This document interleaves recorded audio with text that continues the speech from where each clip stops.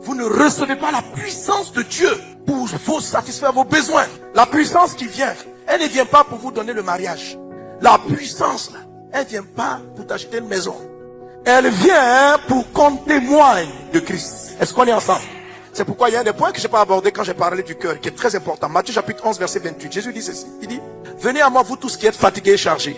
Déchargez-vous sur moi. Il dit, prenez sur vous mon joug. Il est doux et léger. Alléluia. Quand vous êtes dans la présence de Dieu, cherchant le Saint-Esprit, il faut vous débarrasser de vos propres défis, de vos propres fardeaux. Qu'est-ce que tu aimes sur la terre? Qu'est-ce que tu veux? Pendant que nous sommes en train de chercher le Saint-Esprit, il faut que tu y renonces. Tu veux quoi? Si je te pose la question aujourd'hui, que veux-tu? Si tu dis, je veux me marier, c'est pas encore bien. Non. Ton cœur n'est pas prêt à recevoir la puissance. Si tu dis, je veux voyager, je veux prier, que le Saint-Esprit vienne m'aider à avoir mes papiers. Mauvaise prière. Le pasteur nous a parlé de la prière pour la puissance. J'ai besoin de plus de puissance pour que les démons des célibats sur ma famille partent et que je me marie. Mauvaise prière. Satan vient le tenter et lui dit, tu as faim, transforme la pierre en pain. Chacun d'entre nous, lorsqu'on rentre dans le jeûne, il y a une faim qui nous anime. La faim du mariage, la faim d'une promotion, la faim d'une ouverture. Satan nous la propose, d'utiliser la puissance qu'on reçoit pour transformer ce qui était dur en pain. C'est quoi ce qui était dur? C'est ce qui te résistait avant ton moment de jeûne. Pourquoi les gens ne reçoivent pas l'onction? Parce que lorsqu'ils rentrent dans le jeûne, je n'ai pas dit que dans le jeûne, la pierre ne va pas se transformer en pain.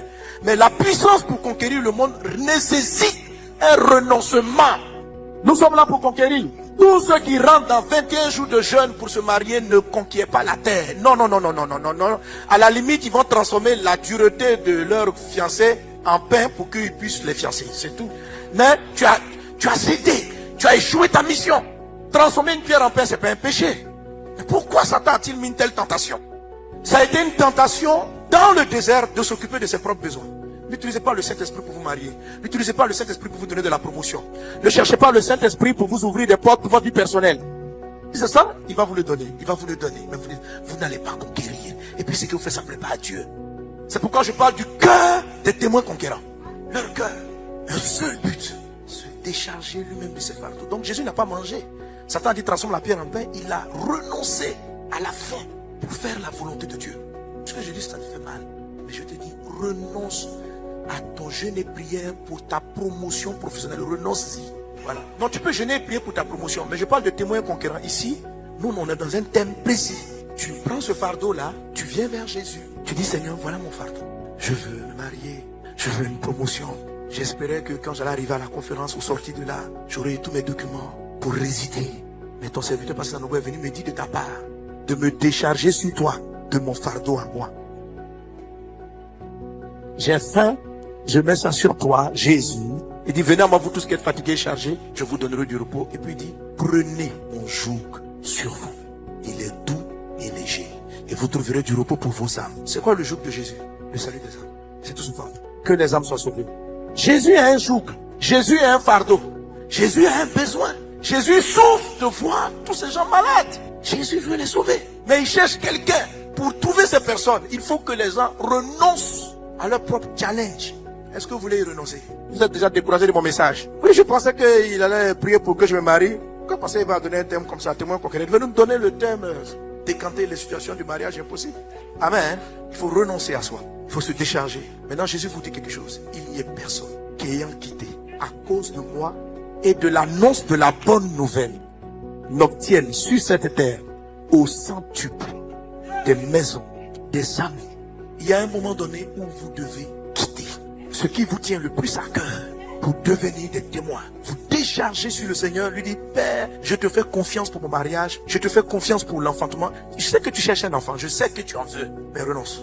Décide de te lever et de prêcher la parole de Dieu, que tu es un enfant ou pas. Prends ce fardeau d'enfantement, tu dis, oh Dieu, comment puis-je témoigner que tu es le Dieu qui guérit si moi-même depuis là j'attends un enfant, je n'ai pas. Ça n'a rien à voir avec le témoignage. Tu vas témoigner que Jésus guérit sans enfant et il t'en donnera.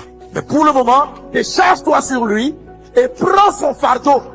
Seigneur, veux-tu que j'aille témoigner aux gens que tu es le Dieu qui ouvre les portes du mariage et je ne suis pas encore marié? Oui, tu peux devenir témoin sans avoir encore bénéficié. Ce qu'il te faut pour devenir témoin, ce n'est pas que j'ai résolu ton problème, c'est que tu reçoives ma puissance.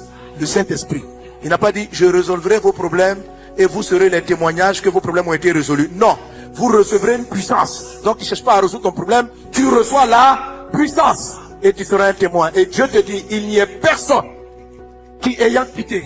C'est la raison pour laquelle il dit ceci. Vous les hommes méchants comme vous l'êtes, vous donnez du pain à vos enfants quand ils vous les demandent, vous donnez tout ce qu'ils demandent. Il dit, à plus forte raison, votre Père qui est dans les cieux vous donnera le Saint-Esprit si vous lui demandez. C'est-à-dire que le Saint-Esprit, la puissance du Saint-Esprit dans ta vie va te donner de tout acquérir. Mais pour que le Saint-Esprit t'inonde, il faut que toi et Jésus, vous ayez le même plan. Le Saint-Esprit ne vient pas te remplir pour accomplir tes projets. Il vient pour exécuter la mission qui a été confiée à Christ. Pas pour te construire ta maison, ok? Est-ce que tu comprends ça? Il n'est pas venu construire ta maison. Il est venu pour que le règne de Dieu soit installé sur la terre. Donc, vous, pour que vous marchez ensemble, il te demande, c'est quoi tes projets? Ah, cet esprit, moi je te prie, si tu viens de ma vie, tu sais, depuis là, j'ai commencé à construire au pays, c'est compliqué, je vais achever la construction, cet esprit. Et quand, tu sais, cet esprit, quand ça sera achevé, ça sera un témoin à ta gloire, tu es au courant. Vous pouvez blaguer cet esprit. Il ne faut même pas lui demander ça. Parce que c'est exactement ce qu'il faut pour bloquer tes travaux. Jusqu'à ce que tu y renonces. Ah, je sais de quoi je parle. Chaque fois que tu mets ce genre de conditions pour dire que si tu fais ça, ça va témoigner ton nom. Il va te montrer qu'il n'a pas besoin de te donner une maison, un mari, pour être Dieu. Si toi tu n'es pas marié, ça ne va rien enlever à sa divinité. Si tu n'as pas de maison, ça ne va rien enlever à sa grandeur. Ça n'enlèvera rien. Donc montre à tout le monde quand tu vas me donner une maison que tu es vivant. Non, c'est pas toi qui vas montrer le chemin de qui est vivant. Est-ce qu'on est ensemble? Bon, je sais que cette partie des messages ne plaît pas à tout le monde, mais, mes amis, c'est la vérité de l'évangile. Si quelqu'un veut venir après moi, dit Jésus, qu'il renonce à lui-même, qu'il se charge de sa croix et qu'il me suive. Je ne connais pas un autre évangile, voilà ce que me dit la Bible. Et le Saint-Esprit, Jésus a dit, l'Esprit du Seigneur est sur moi. Il m'a oint pour annoncer une bonne nouvelle. Donc l'onction vient pour un but. L'onction vient pour un but. Vous recevrez une puissance, le Saint-Esprit survenant sur vous, et vous serez mes témoins. En recevant le Saint-Esprit pour faire autre chose que le témoignage de Jésus-Christ ressuscité. C'est pour ça qu'on reçoit le Saint-Esprit, pas pour autre chose. Donnez-moi amen à Jésus.